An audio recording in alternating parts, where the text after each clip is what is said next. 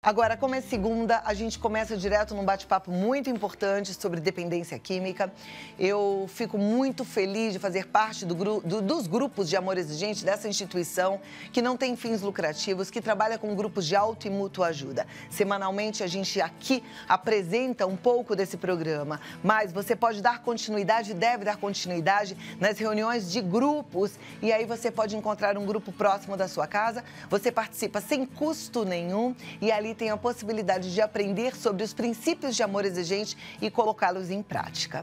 Hoje nós vamos falar sobre a importância dos tratamentos psicológicos e psiquiátricos na recuperação da dependência química. E para isso eu recebo o Luiz Fernando Calduro, que é diretor de grupos da Federação de Amor Exigente, e também a Fabiane Moraes de Siqueira, que é psicóloga, palestrante, uma grande influenciadora que tem feito a diferença, tem agregado valor na vida de muita gente. Sejam bem-vindos vocês dois, que alegria. Muito obrigada por estar aqui com a gente. Obrigada, Luiz Fernando. Obrigado nós, Cláudia. Feliz Dia das Mães, um pouquinho atrasado. Muito obrigada, aliás, para todas as mamães de Amor Exigente. Vamos sentar aqui e a gente continua o nosso bate-papo, que eu tenho certeza que hoje vai ser maravilhoso. Exigente e aquelas que nos conhecem viram umas mães que realmente mudam o seu conceito de mãe. Elas passam a ser realmente aquelas mães que amam verdadeiramente, ou seja, que elas fazem o que precisa ser feito, mesmo que às vezes doa nelas. Entre eles o famoso não, né? Que muitas vezes a mãe tem tanta dificuldade de falar, mas as mães do amor exigente, e você também, né, Cláudia, que é mãe do amor exigente, pode e precisa falar um nãozinho de vez em quando. Bom, nossa psicóloga convidada de hoje com certeza concorda, né? Porque a gente precisa aprender a falar não, né? Sim, e eu costumo dizer que mãe sempre faz aquilo que ela sabe fazer, ela só oferece aquilo que ela pode. E muitas vezes o não é uma dificuldade, né? Daquilo que ela não recebeu na própria história de vida dela. Por isso, essa dificuldade de muitas vezes conseguir ofertar um limite, explicar para o filho por que ele não pode realizar determinadas atividades na vida dele, né? E o autoconhecimento vem de encontro a toda essa dificuldade, nos ajudar a sermos cada vez melhores. E lá nos grupos de auto e mútua ajuda, a gente acaba se conhecendo e é convidado a ficar cada vez melhor. Sabe que a gente vai compartilhar agora um pouquinho daquilo que a gente ouve, né, e diariamente nos grupos, porque a gente hoje está com uma psicóloga e buscar ajuda profissional faz toda a diferença. A gente vai assistir o depoimento de alguns pais que fizeram a opção de levar os filhos ao psicólogo, em alguns casos ao psiquiatra, e com isso conseguiram mudar a maneira de encarar a doença que é a dependência química. Vamos assistir e a gente continua o nosso bate-papo aqui.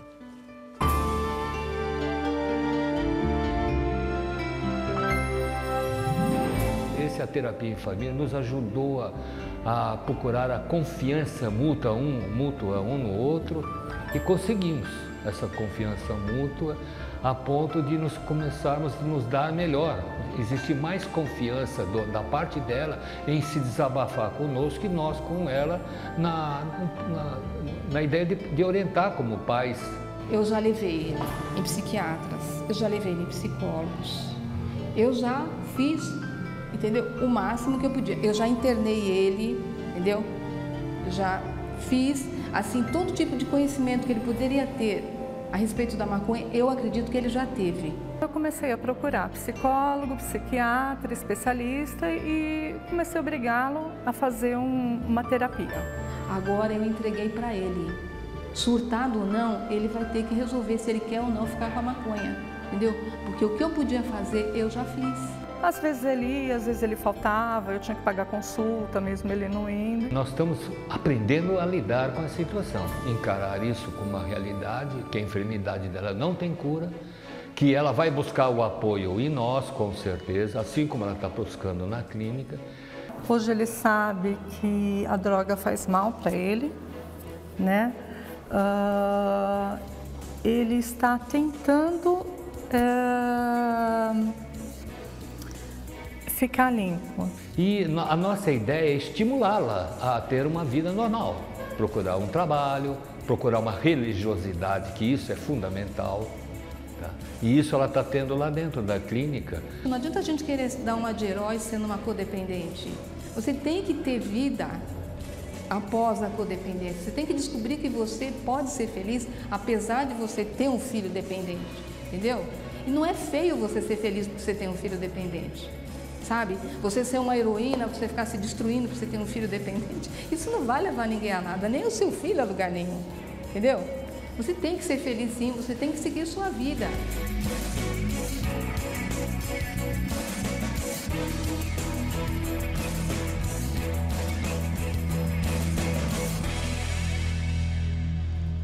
Fantásticos esses depoimentos. Eu gostei muito dessa frase. Não é feio você ser feliz porque você tem um filho dependente. Muitas vezes a culpa faz isso contigo, não é verdade? É verdade. Geralmente a culpa e a vergonha limitam o desenvolvimento de qualquer pessoa. Tanto quando é um processo interno de se sentir culpado por achar que não fez algo ou que é, né, responsável pela pessoa fazer o uso da droga, quanto pelo processo de culpar o outro, porque quando eu não encontro as minhas necessidades básicas em mim própria, eu tenho a tendência de projetar isso na outra pessoa, né? Então, a culpa limita o desenvolvimento, seja de qualquer membro da família, seja dos pais, dos filhos, né, entre marido e mulher, que seriam os esposos. Maravilha. Fabiana é psicóloga e eu vi ali que os pais buscam um tratamento mais completo, né? Então, é psiquiatra, psicólogo, até a espiritualidade. Você pensa que essa junção é importante? Importantíssima, né? Porque muitas vezes o próprio dependente, que é quem faz o uso da droga ou do álcool, ele precisa entrar com algum tipo de medicalização, né? De medicação, desculpa, e até para poder acalmar alguns conteúdos que a gente vai aprofundar dentro do processo terapêutico. Porque a terapia, ela vai trabalhar com emoções, com sentimentos, vai entrar nos relacionamentos, vai trazer dores emocionais que precisa ter um respaldo médico de uma equipe interdisciplinar. E eu costumo dizer que a própria psiquiatria, ela também pode ser importante até para a família, porque a família passa a funcionar diante desse sintoma que o dependente apresenta. Então, até costumo dizer que a gente chama isso de codependência, né? Eu costumo dizer que a família muitas vezes se torna mais dependente do que o próprio dependente, porque ela passa a vivenciar aquela rotina do controle, do cuidado, a gente vai dar conta, ele vai parar de usar, que é o desejo, né? Seja um filho, um marido, seja quem for que está dentro dessa situação, que possa melhorar. Então, a família também se perde nas suas próprias dores, deixa muitas vezes de trabalhar, deixa muitas vezes de olhar para si e adoece psiquicamente muito mais até que o próprio dependente que tem a substância química que está corroendo internamente o organismo dele. E é isso que nos grupos vocês acabam vendo muito de perto, né? Sim, Cláudia. E nós estávamos conversando antes do programa iniciar a evolução que o Amor Exigente passou também juntamente com as comunidades terapêuticas ao longo destes anos. E hoje nós vemos realmente essa doença como uma doença multifatorial e que precisa também um complexo grande de tratamentos. Então, não é apenas o grupo de apoio, não é apenas a psicologia, não é apenas a psiquiatria, não é apenas a espiritualidade, mas é tudo junto, o trabalho, tudo junto para que a gente possa combater este flagelo da dependência química e da codependência, porque o dependente químico está adoecido, é uma doença reconhecida pela Organização Mundial de Saúde, a gente sabe, mas a codependência causa doenças que podem ser fatais. Então, é preciso que haja um tratamento da família como um todo. Porque na dependência química sempre tem um facilitador, né? Aí você, mãe, fala assim, não facilito nada, muito pelo contrário. Mas às vezes é se sentindo e ficando refém da doença do filho que você acaba facilitando o uso do filho. Como é que é isso, Fabiane? Tem muito uma base dentro da própria história de vida, né? Eu costumo dizer que as pessoas, elas buscam por necessidades básicas que envolvem desde a fisiologia, né? Questões que envolvem alimentação, comida, toda a questão com o corpo, que quando falta também pode ser um processo para algumas doenças, e necessidades básicas que as pessoas buscam que se tornam faltas na vida dela. Então, necessidade por amor, por carinho, por atenção, necessidade de pertencer, de ser validado pelo outro. E isso ocorre com todas as pessoas, porque nós somos seres humanos que vivemos em relação. E aí, quando as pessoas sentem falta disso, alguns tem recursos mais positivos, porque a história de vida contribuiu para encontrar alguns mecanismos de superação, e outros têm alguns mecanismos que a gente chama de mais defensivo, que eles não conseguem fazer esse enfrentamento. Então, eles vão em busca de substâncias, pensando no dependente, por exemplo, que possa trazer um alívio no seu estado emocional. Então, a tristeza, a angústia, a raiva, aqueles sentimentos que ele vai vivenciando com muita profundidade, ele passa a buscar na droga um momento do alívio, de eu ter um estado mais tranquilo para poder viver. É que naquele momento ele não entende que no começo tudo é muito bom, né, porque dura mais, mas depois ele passa, né, até por uma questão de inversão à tolerância, a depender cada vez mais daquele processo. E a família vai adoecendo nesse mesmo movimento, nessa mesma intensidade, porque a família, muitas vezes uma mãe, né, um pai, eles entendem que quando eles descobrem essa situação, eles podem lidar sozinho com isso. Eles acham que vão salvar o filho, o marido, e muitas vezes isso passa anos nesse mesmo processo, sistema, vão adoecendo, e aí quando entende que pode buscar ajuda, já está muito instalado e aprofundado. Então é um processo que realmente precisa olhar para essa história, entender por que trouxe essas faltas, essas angústias, porque o processo de mudança não está no outro, está em si mesmo. Quando eu me preencho e vejo sentido de vida, eu consigo olhar para o outro não como culpado pelas minhas não realizações, mas eu tenho potencial e capacidade para isso. Agora, para poder chegar nesse nível, precisa se cuidar, precisa se tratar, e por isso precisa de uma equipe interdisciplinar. E qual é a importância, né, essa equipe interdisciplinar de um grupo como Amor Exigente, que tem essa troca de experiências? Importantíssimo, porque quando a gente pensa pessoas que já passaram por esse processo, que têm uma história de superação, são pessoas que podem positivamente influenciar, porque a gente vive num mundo onde somos influenciados e influenciamos, né? Essa questão da manipulação, ela é existente no mundo.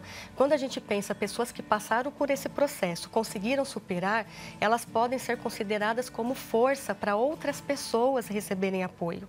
Né? Então, um grupo, né, qualquer grupo de apoio que trabalhe com famílias, que possam ali acolher a dor do outro e esse outro se reconhecer naquilo que ele passou, é um processo também que pode ajudar as pessoas a se superar. O ser humano se ajuda, né?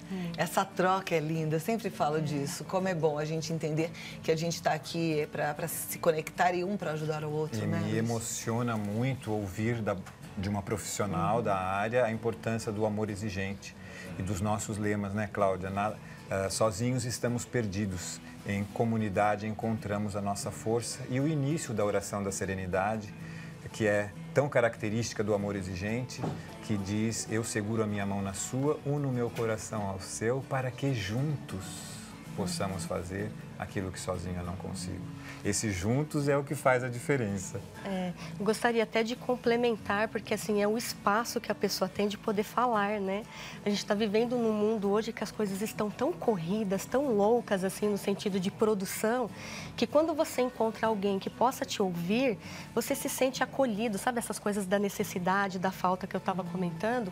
Você sente que ali existe, né? Então, o outro pode ser alguém que te acolhe nesse afeto, nessa sensação de pertencimento. Só para contribuir, Cláudia, tem um projeto que eu trabalho, né, que a gente atende famílias de dependentes químicos. E a gente tem observado que muitas vezes a família tem uma dificuldade muito grande de compreender que ela adoece tanto quanto o dependente. E aí, dentro do que a gente tem levantado como pesquisas, a gente tem observado que quando o dependente entra num processo de tratamento, a família muitas vezes tem dificuldade ou não aceita que ela também entre em um cuidado para ela, né? Então, a gente observa, assim, estatisticamente falando, dentro das pesquisas que nós temos realizado, que de 70% a 80% das famílias não dão continuidade no seu processo de tratamento. E quando eu falo tratamento, é assim, né? Enquanto o dependente está lá se tratando, ele tem uma equipe de psicólogo, psiquiatra, está passando por todo o processo de desintoxicação, está começando a construir uma outra realidade de mundo, uma visão diferente. E a família está em casa, agindo da mesma forma, se comportando do mesmo jeito e não percebe que quando ele mudar, quando ele voltar mudado, ele vai encontrar uma família que não mudou e que vai recebê-lo sempre com desconfiança, o que está fazendo, o que vai fazer com o dinheiro, né? Então, a forma como a família lida, eu costumo dizer assim, a família nunca é culpada pelo que acontece com seu filho ou com seu marido, nunca, não existe culpa, né? O que existe é assim, a maneira como a gente se comporta pode contribuir.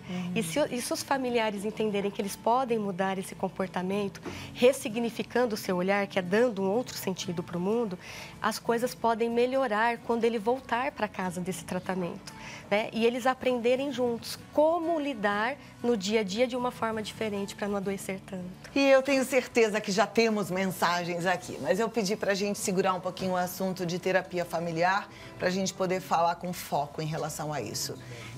Como é que funciona a terapia familiar? A terapia familiar é uma modalidade de atendimento em que toda a família participa junto, né? Então, uma dúvida que eu já ouvi as pessoas tendo sobre a terapia de família é assim, mas quando a gente vai para o atendimento, cada um paga o seu? Não, é o mesmo valor que se paga, seja para uma pessoa só, vai contemplar toda a família. Então, vai o pai, a mãe, vai os filhos para o atendimento. E durante o atendimento, é a possibilidade do profissional ouvir cada um, o olhar que eles têm, né? Então, por exemplo, dentro da questão da dependência química. Como é para uma mãe ter um filho dependente químico, ouvir o pai falar a visão que ele tem em relação à dependência, ouvir os irmãos dizer, porque eles também sofrem muito esse processo, né? Tem aquele que é mais envolvido e aquele que se distancia, independente da forma como ele lida com esses processos, ele está adoecendo também e interfere, inclusive, nas escolhas conjugais que eles vão fazer posteriormente. Então, a terapia familiar ajuda a não só ouvir todo o que cada um pensa em relação à dependência, mas também aprofunda na história, como estão as relações, a possibilidade dos pais ouvirem os filhos falar sobre suas questões, ouvir falar sobre como que um filho se sente quando ele vai atrás, né, daquele outro irmão que está dependente, diante da dependência dele, né? Então, a terapia familiar trabalha a relação e trabalha como pode ficar, né, como pode modificar esses comportamentos para que eles possam se relacionar melhor. Maravilha. Eu já tenho realmente bastante participação, vou abrir um pouquinho para a gente ajudar a turma de forma pontual. Só que eu queria muito chamar a sua atenção, porque assim, a dúvida de um é parecida com a do outro, a gente é ajudado com todas as respostas. Mesmo que você não viva o drama da dependência química, é bom conhecimento para você poder ajudar outras pessoas que um dia possam surgir pela sua vida, no seu caminho, tá? Então, a primeira pergunta, ela não se identifica, diz: boa tarde, sou mãe de 2 jovens dependentes de maconha. Me sinto, sim, muito culpada. Isso tem me destruído dia após dia. Até meu esposo ficou sem rumo. Estamos perdendo tudo. Por favor, me ajudem. Não sei o que fazer. Eles me pedem dinheiro. Se não dou, tenho medo que eles façam coisas ilícitas para conseguir a droga. Medo de nada, só amor é o lema do Padre Haroldo, não é? Se as famílias não tomarem uma atitude, o pior vai acontecer. O medo do EC, ele precisa realmente ser excluído da vida das famílias. Porém, voltamos no assunto de que sozinhos, só este casal, só não permaneçam sozinhos. Porque quando você está sozinho, você não tem força para fazer o que precisa ser feito. A dizer os nãos que precisam ser ditos. Então, busque o apoio do grupo, para que você possa realmente não ter medo de tomar as atitudes importantes que você precisa tomar. Fabiana. Cláudia, um pai ou uma mãe ama tanto o seu filho que sentir a dor, inclusive de falar um não para ele, será que eu não dou o dinheiro? É aquele medo muito grande assim, então, eu não dou o dinheiro, ele vai fazer o quê? Ele vai buscar em que lugar? Então, a gente entende que por trás disso são os medos do que pode acontecer de pior. Agora, por outro lado, também não ir, né, nesses e se, não colocar possibilidades de limites, também é alimentar, né, esse processo dele continuar nessa dependência. Então, de fato, é importante que a família busque grupos de ajuda, porque nesses grupos ela pode se sentir fortalecida e busque, né, o conhecimento de um profissional que possa acolher nessa dor e, inclusive, orientá-los. Como eu lido com meu filho nesses momentos, né? Porque a gente sabe que o que está por trás é o amor. Com certeza. Próxima pergunta. Boa tarde. Gostaria de tirar uma dúvida. Descobri que a minha filha de 16 anos começou a se envolver com droga, com companhias que não prestam. Achamos melhor ela ir passar um tempo com a minha irmã no interior. Gostaria de saber se fiz certo agir assim. O Amor Exigente costuma dizer que, às vezes, as mudanças geográficas não resolvem muito, porque a questão vai acompanhar a sua filha e ela vai continuar fazendo as mesmas coisas se não realmente for provocada para ter as mudanças no comportamento dela. Estávamos falando também antes do encontro que a gente só pode mudar a nós mesmos. Então, traga a sua filha de volta, faça as mudanças na sua casa e você vai realmente ficar surpreendida, como eu fiquei, Cláudia, quando vocês estavam falando de terapia familiar. Eu e minha esposa e meus filhos fizemos em 2 momentos importantes essas terapias e elas realmente foram de grande ganho. Então, traga a sua filha de volta para você. O filho, não lembro agora como é que é. Filha de 16 anos. Filha de 16 anos e faça umas mudanças nas suas famílias. Fabiana, é fácil a gente voltar a tomar as rédeas em relação aos filhos, voltar a ser autoridade de uma filha quando essa autoridade foi perdida? Não, não é fácil, porque a família ela já está há longos anos agindo da mesma forma. Embora não seja fácil, é preciso, tem etapas, tem o acolhimento para que ela possa sentir que aquilo vai piorar um pouquinho, mas vai vir a melhora, né? E eu gostaria de contribuir no sentido de que, assim, a primeira defesa que a família tem é acreditar que o que leva um filho a ser dependente está apenas nas situações externas. E ela tem muita dificuldade de olhar para o que acontece dentro de casa. Então, essa questão de eu tiro das más companhias, né, daquele ambiente que é muito ruim para o meu filho, mas eu também levo ele para longe. E aí, se tem uma questão relacionada ao próprio relacionamento pai, mãe, filho, isso vai se complicar ainda mais, né? Então, eu concordo, eu penso que nesse momento seria importante trazê-la de volta, trabalhar todos os processos de comunicação, de como se dá a relação na família para fortalecer os vínculos, porque uma pessoa que já está fragilizada, já está usando, né, a droga porque está fragilizada, ficar distante, ela pode se fragilizar mais ainda por sentir que não tem apoio da família. Perfeito. Só uma pergunta rápida aqui, que o nosso tempo já se foi, mas tem muita gente perguntando se Amor Exigente também trata de depressão em jovens. É a Maria Clara de Diadema que quer saber. Sim, o Amor Exigente, com os seus princípios de autoconhecimento e também de aumentar a autoestima dos participantes, ele pode ser um bom instrumento.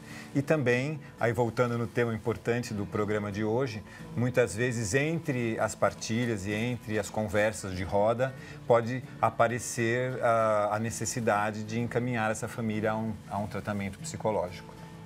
E depressão é uma doença que precisa de tratamento, né, Fabiane? A depressão é o transtorno psiquiátrico que mais atinge as pessoas no mundo e tem levado muitas pessoas ao suicídio. Então, a droga ela pode ser apenas um start de que tem coisas mais profundas, né, naquilo que a pessoa está vivendo. Então, tem que buscar ajuda. Perfeito. Gostei muito do nosso bate-papo hoje. Também. Passou muito rápido, né? Foi. Né, Rodrigo?